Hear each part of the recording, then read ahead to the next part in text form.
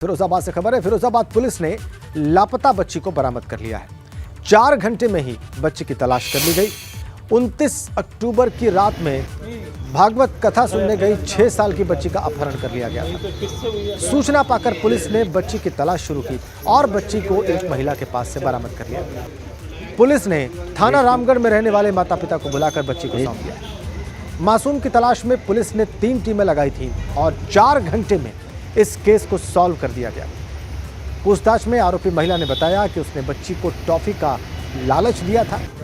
CCTV की मदद से इस मामले का खुलासा हुआ है।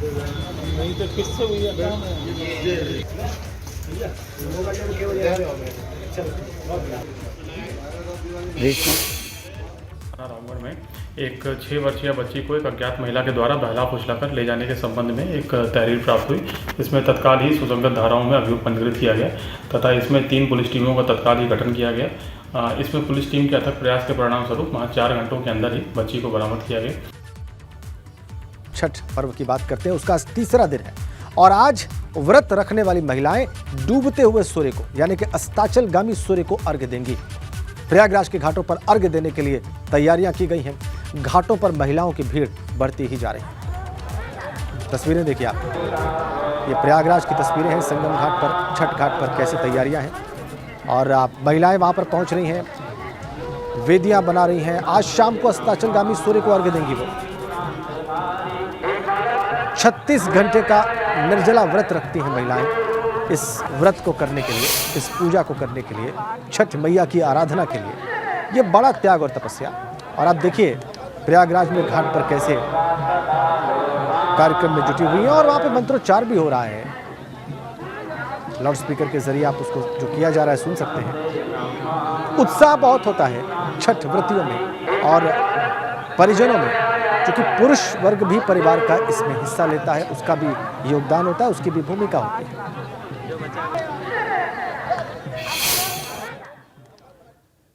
लखनऊ के घाटों पर शाम 4 बजे तक हजारों महिलाएं डूबते हुए सूर्य को अर्घ्य देने पहुंचेंगी।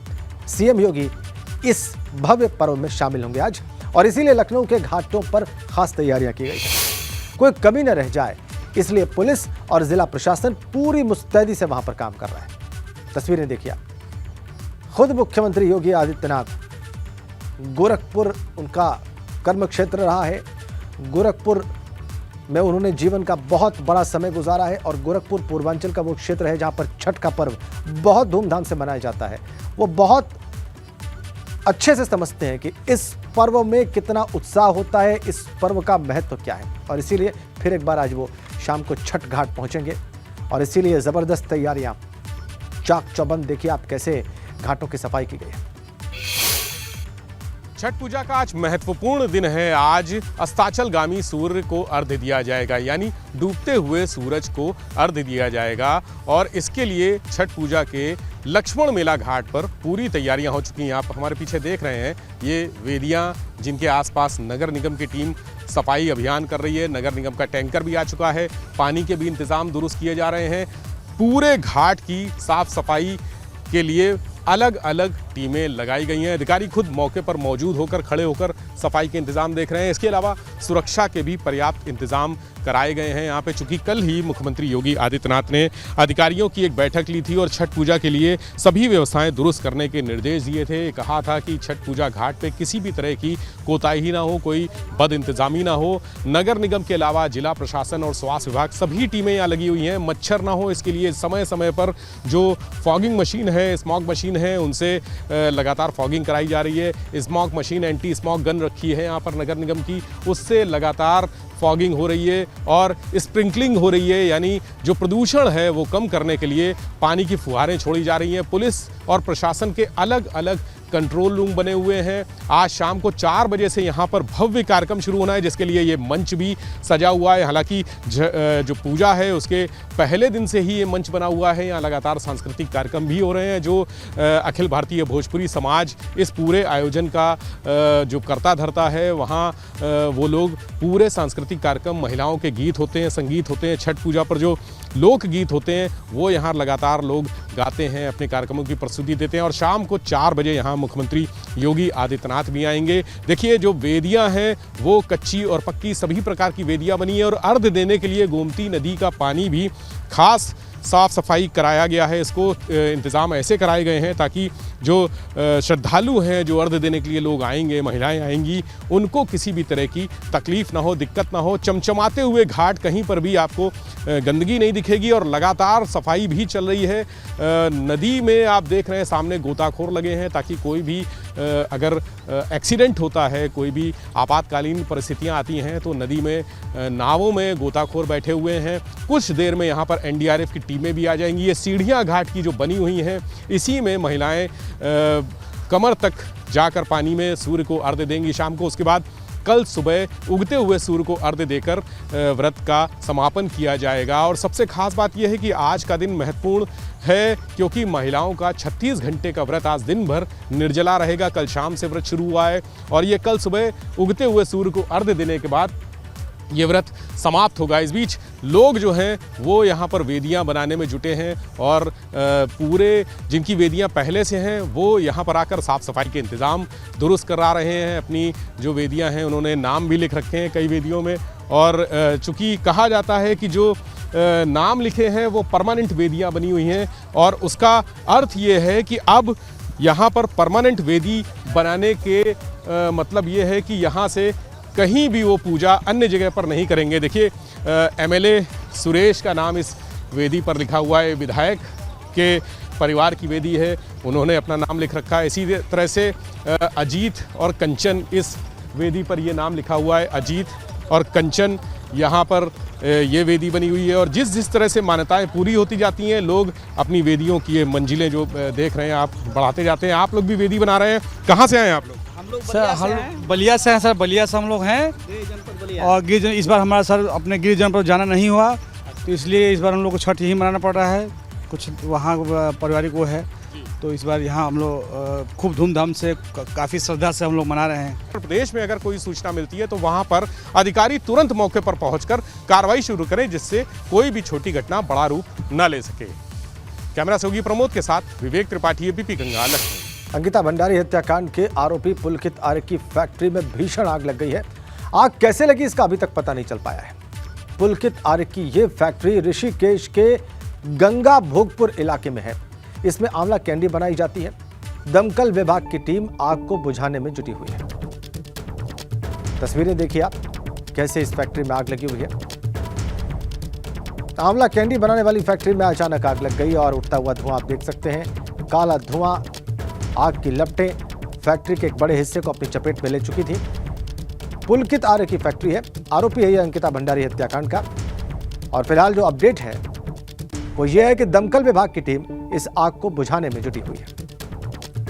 ऋषिकेश में यह फैक्ट्री गंगा भोगपुर इलाके में मौजूद है। जलती हुई फैक्ट्री, उठती हुई आग की लपटें, काला धुआं उठता हुआ, ये सब कुछ आप देख सकते हैं। इसे काबू करने में दमकल विभाग की टीम जुटी हुई है। पुलकित आर्य की फैक्ट्री है। पुलकित आर्य वही व्यक्ति है जो अंकिता भंडारी हत्याकांड का आरोपी है। उसी की फैक्ट्री, कैंडी बनाने की, आंवला कैंडी बनाई जाती है और इसी वजह से ये आग इतनी भयावह। स्टॉक रखा हुआ था यहां पर बनी हुई आंवला कैंडीज का, आग लगी और उसके बाद आप तस्वीरें देख रहे हैं। इधर कानपुर के एक अस्पताल में महिला की इलाज के दौरान मौत हो गई और इसके बाद महिला के परिजनों ने जमकर हंगामा किया। परिजनों ने अस्पताल पर इलाज में लापरवाही का आरोप लगाया है। लेकिन जैसे ही अस्पताल में महिला के परिजनों ने हंगामा किया, डॉक्टर अस्पताल छोड़कर फरार हुए। महिला के परिजनों ने अस्पताल पर 3 दिनों में 5 लाख रुपए का बिल लेने का आरोप भी लगाया है। लोगों के हंगामे के बाद अस्पताल से डॉक्टर भाग गए। महिला की मौत के बाद आरोप यह भी है कि अस्पताल ने 3 दिनों में 5 लाख रुपए का बिल बना दिया। परिजनों का आरोप है कि आईसीयू में ताला डाल दिया गया। गंभीर आरोप।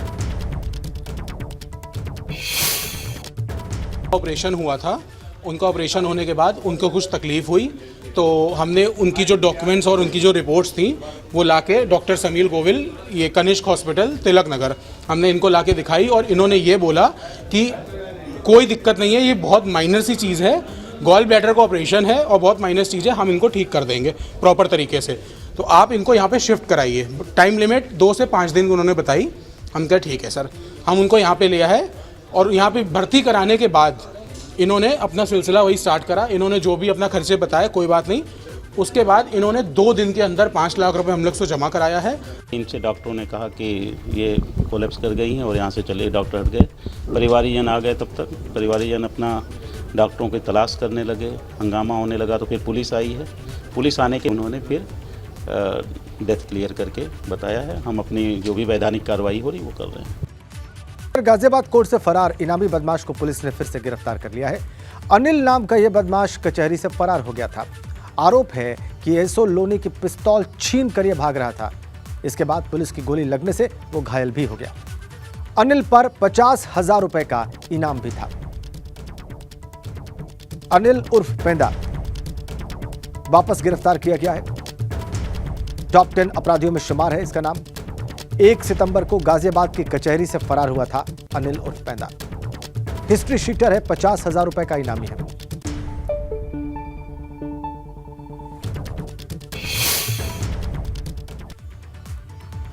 तो 50,000 रुपए के इनामी को पुलिस ने फिर से गिरफ्तार कर लिया है। कचहरी से फरार हुआ था 1 सितंबर को, वापस गिरफ्तार हुआ है। एसओ की पिस्तौल छीनकर भागने का आरोप है अनिल उर्फ पेंदा पर, और इसलिए वहां पर एक किस्म की छोटी सी मुठभेड़ हुई और पुलिस की गोली लगने से जख्मी हुआ अनिल उर्फ पेंदा। वापस पुलिस ने इसे गिरफ्तार कर लिया है। 50,000 का इनाम।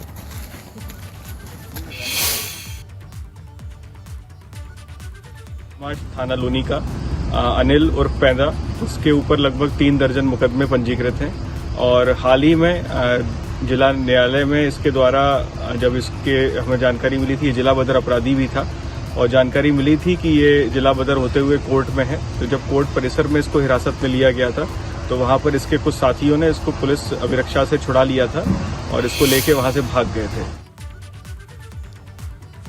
तो इस तरीके से देखिए आप कैसे गोली मारी गई पुलिस के द्वारा। चूंकि ये भाग रहा था, आरोप है इसके ऊपर कि ये एसओ की पिस्तौल छीन के भाग रहा था।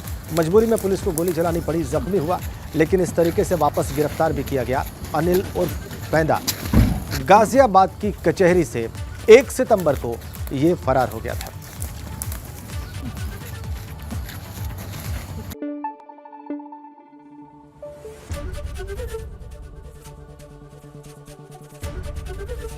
एबीपी गंगा, खबर आपकी, जुबान आपकी।